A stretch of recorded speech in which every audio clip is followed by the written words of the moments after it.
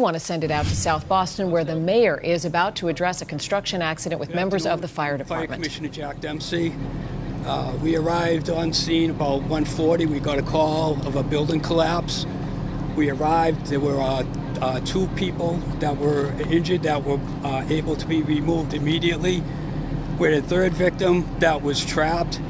It was an extensive extrication operation. Took approximately 100 firefighters in support roles, bringing in cribbing and shoring and rams and everything else to do a safe operation to try to remove the victim. He was removed, life-threatening injuries, and removed to the hospital. He was conscious at the time, I believe. And any questions? We saw a surgeon at the scene. Was a surgeon required to extricate him? We did use a surgeon on scene. His condition was very serious, and there was still a danger of further collapse. So we wanted a surgeon in there to make sure that we got him out as quickly and safely as possible. So you were concerned that in saving his life, you might actually take his life. And that's correct. We wanted him. It's easier to lose something than to lose a life. But you have to amputation under that. I'm not going to answer. What were the challenges of this rescue? It took several hours, 100 firefighters. What were some? So there's a large piece of flooring that collapsed. It was cantilevered, which means it's sticking out over. It collapsed, formed a void, which knocked the man back, and part of that, the wall landed on his lower legs and it trapped him. So the upper part of his body was in that void space. So we had to get in there, tight quarters, assess him. Boston EMS paramedics were on scene. They helped with pain management, and we started the process of extensive extrication. What time was he removed from the building? What time was he extricated? What time is it now? 5:20. Probably about 10 minutes ago. Thank you. Commissioner, you were dealing with asbestos issues inside. Can you talk about, you had to ask... So I'm not sure exactly what the report was, that it was asbestos removal, but it wasn't anything that was flaky or anything like that. So initially, when we got on scene, we went on air to make sure that we're safe. Once reports came in that we could remove the air, then we did. But that also complicated it, because you're under air trying to work with the air bottle on, and the weight and the tight space and the heat and everything else that goes with it. Chief, I didn't hear your answer. Did you say that doctors were considering amputating it as a way to I'm not going get him out? Yes, that was a consideration. I'm not sure. I'm not going to answer for what the doctors did. Commissioner, this is the second construction accident in the past several weeks now. Why does this keep happening? So as I said with the other accident we had, demolition jobs are very dangerous. So it's probably more dangerous than putting buildings up. So there's, buildings are old. Look how old this building is. We've had a lot of serious problems with this building over the years. If you recall, way back we had a 9/11 fire here. So this is nothing new to us, but the building's old. It's weak, and that can you can never tell what's going to give out.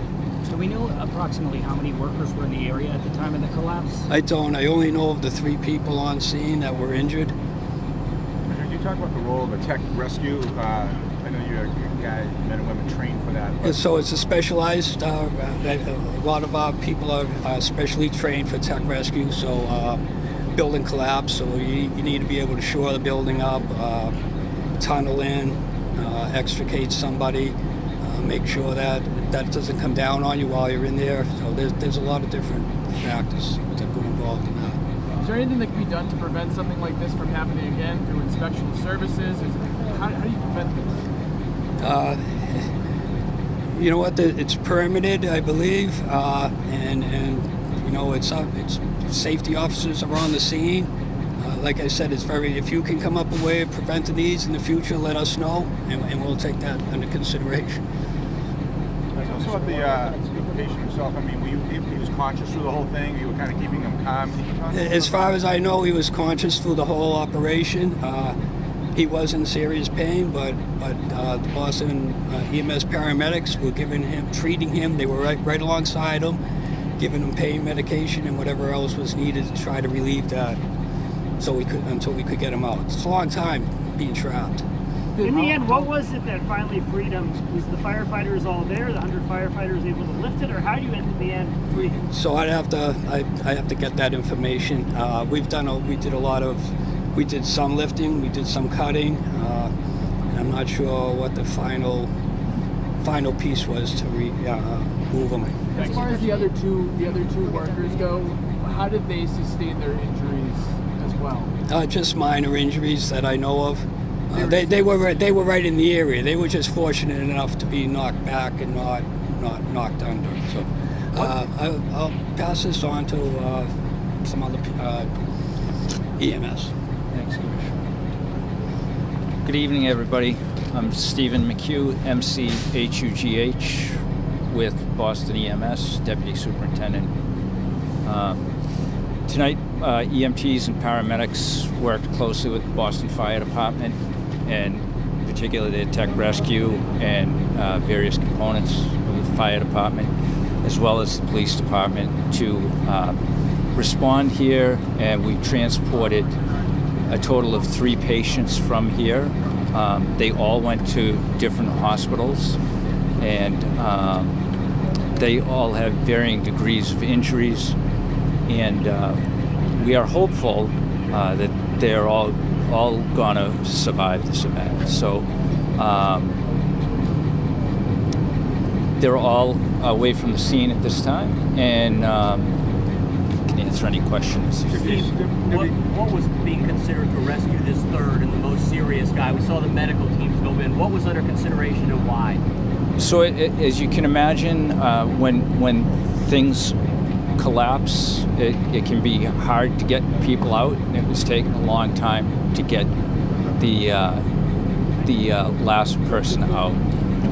That person has been removed and has gone to the hospital, and I really can't get into a lot of specifics on it, but he was being treated by EMTs and paramedics the whole time he was here, working with the fire department. The same question I asked the commissioner. Were you considering amputating a leg to get him out because it was so precarious? Or I can say this generally, whenever we have a difficult extrication, generally, that's always a consideration, whether someone's trapped under a vehicle or trapped on something else. So that's speaking generally, not specific, but generally at these incidents that people are trapped, it's always a consideration. It's nothing that we're looking to do or anyone's looking to do, but we have to, our goal is always to save lives. And can you just talk about bringing a field surgeon to a scene? That's pretty rare. In Boston, you guys actually picked up a surgeon and brought them here? It's rare, but it does happen. And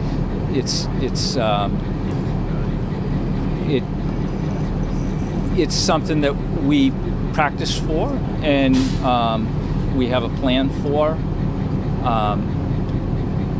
but it's not very well advertised. So I think what he's getting at is, does that speak to the seriousness of what you were dealing with? I think I'll pass it off at this point, just because I don't want to get into too many specifics, and my apologies for that. But sorry. the man did have leg injuries, is that correct? Yeah, it'd be safe to say. Yeah. At approximately 1:41, officers from District 6 responded to 776 Summer Street for a building collapse. On arrival, the officers immediately provided assistance to the rescue efforts by providing scene security. This is an active investigation. We're in the preliminary stages. Because of life-threatening injuries, the Boston Police Homicide Division will lead the investigation under the direction of the District Attorney's Office. Involved in this investigation will also be OSHA and ISD. Thank you. What was your name, sir? Superintendent Felipe Colon from the Boston Police Department. How do you spell that? FELIPECOLON. Thank you. First and foremost, I want to just send all of our love and support and incredible emotion over to the families of those who were impacted today, the colleagues and co-workers of folks who had this very sudden, incredibly dangerous situation happen. This was a very complex scene, a very dangerous rescue operation, and I am so grateful and so proud of the teams who responded immediately. Our first responders across fire, EMS, police, and emergency management, plus all of our partners at the state and federal level, worked incredibly diligently for an extended period of time on a very, very tricky operation, and it is a near miracle that our third person was able to be transported to the hospital safely, and when we are sending every prayer to for a quick and stabilization and recovery. There is so much that went into this, and getting to watch a bit of how all of our teams are trained for this moment, the coordination, the preparation. I'm very, very grateful to our first responders today and for taking what could have been a very different outcome and making sure that, given what happened, given the circumstances, we were able to see at least one step forward. And for my part, I'm angry that we're here again at another work site with another major incident.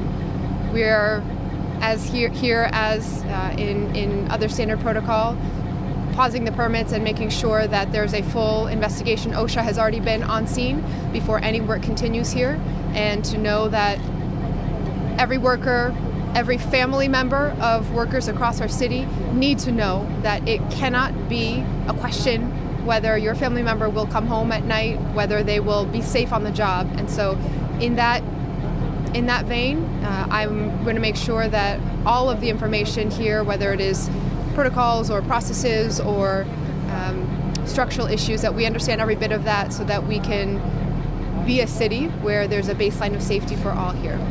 You mind saying something in suspended Spanish now, Mayor? Mayor, has the work been suspended now? Yes. Spanish. Just that first part.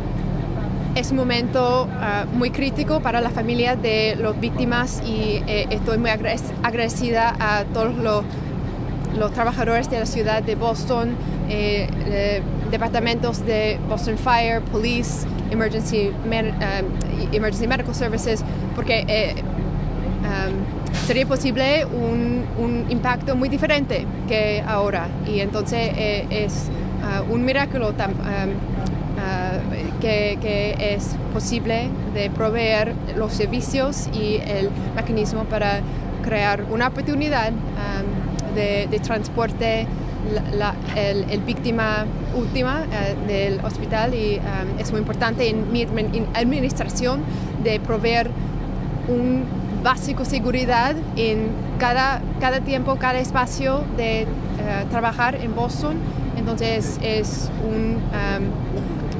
una prioridad también de crear esta seguridad en toda la ciudad. You touched on your anger, but this seems to keep happening here. We're here at another scene. We are at a second large work site. These are projects that are happening in a growing city, and it's a reminder that every large construction site carries tremendous risks for the workers, and so that responsibility to make sure that we are doing everything possible ahead of time to approve permits, to provide the mechanisms and vetting and planning, to work with the contractors and the workers and unions on that is paramount. That it's in this role, most important is to protect the people of Boston, and so we need to make sure that that includes our workers across every part of our city as well. So I'll pass it over to the district attorney, who will be followed by the city council president. Good evening, everybody.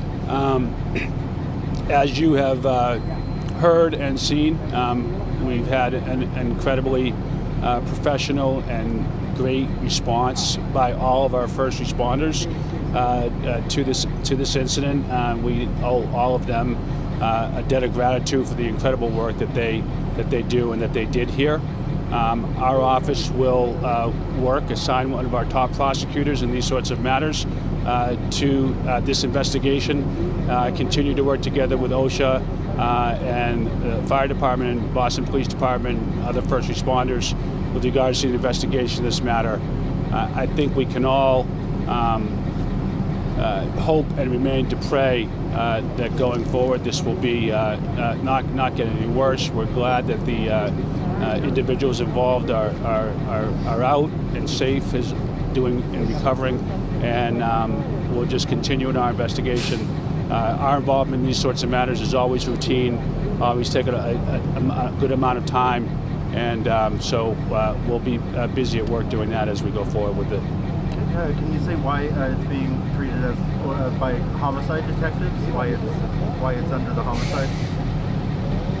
Well, our response and the Boston Police Department's response to an incident like this is standard. It's always the case that we are going to respond because you never know what's going to happen. Again, we're going to trust and hope and remain to pray, but there's nothing but better times and better days going ahead as far as this matter is concerned. Any other questions? Are you in agreement this project should not continue for now until we can get to the bottom of this? All I know is that it won't be continuing for now. I don't really have an opinion whether it should or shouldn't, but I know that it won't be continuing. How safe is the building?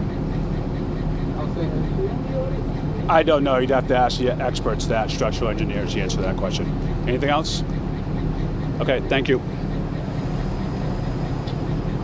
Hi, I'm Boston City Council President Ed Flynn. On behalf of my South Boston colleagues in government, but also my South Boston neighbors as well, our thoughts and prayers are with the injured workers today. The second point I wanted to make is to thank the tremendous work our city officials have done during this difficult time, including Boston Police, Boston Fire, EMS and Emergency Management, Inspectional Services, and that cooperation, that working together, professional work that they're doing, working closely now with the District Attorney's Office is critical.